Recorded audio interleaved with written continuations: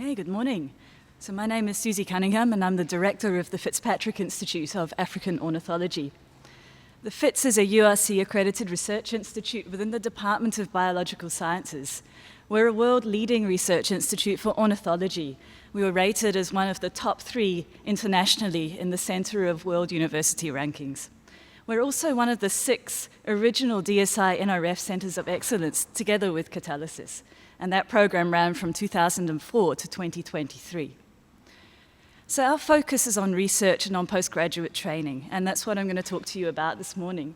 But we also run a number of major citizen science projects, and these are about harnessing the power of citizens across Africa to monitor bird populations, and also about bringing citizen observers into science and connecting them with nature.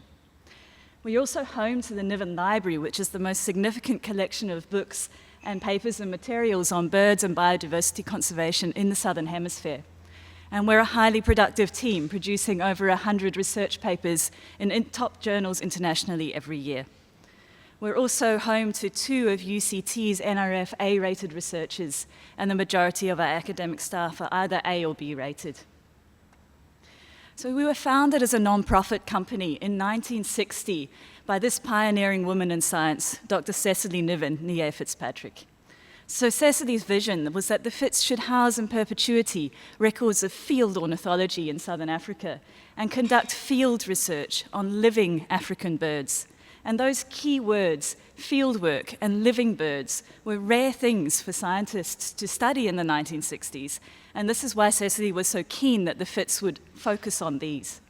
So we were incorporated into UCT in 1973 as a division of the then Department of Zoology. So today, I like to think of us as a large family, well connected internationally.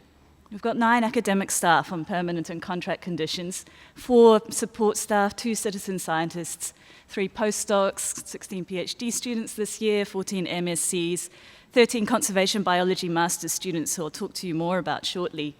We also have 25 research associates and 14 honorary research associates who are based at institutions outside of UCT, both nationally and internationally. And we hire multiple research assistants, often from local communities, annually to help us with our fieldwork. We're overseen by 13 advisory board members, and we have many collaborators, both in UCT and across national and international institutions. And here are some of our partners, logos on the screen.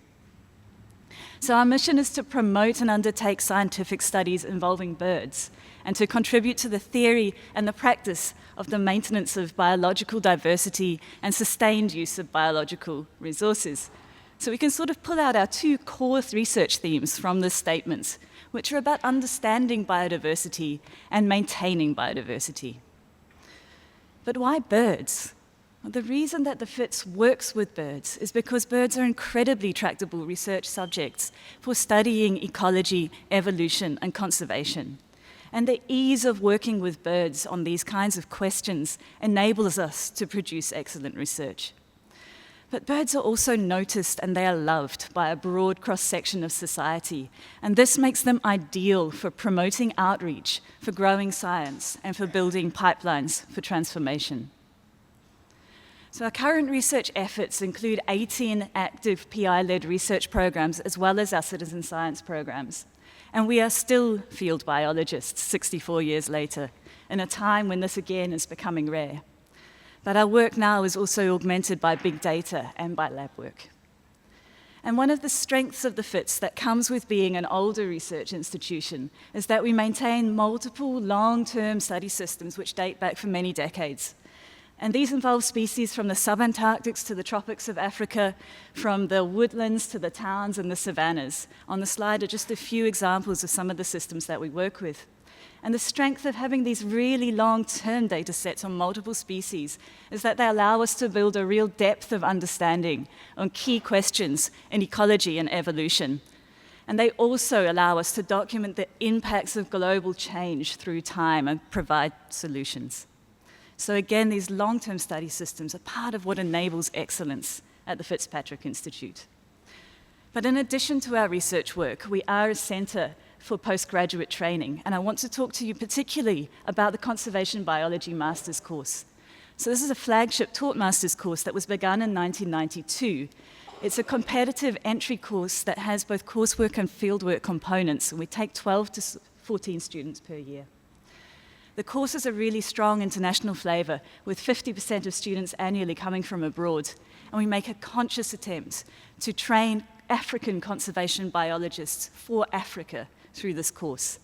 And our success in this is shown by the fact that 80% of our alumni continue to work in conservation, and our African students work in leadership roles in this field across the continent. So to wrap up, the FitzPatrick Institute is a world-leading research institute for ecology, evolution, and conservation. And we achieve real-world impact, both through our research and through our outreach citizen science programs and our postgraduate training programs.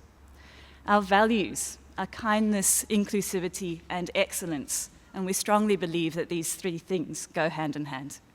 Thank you.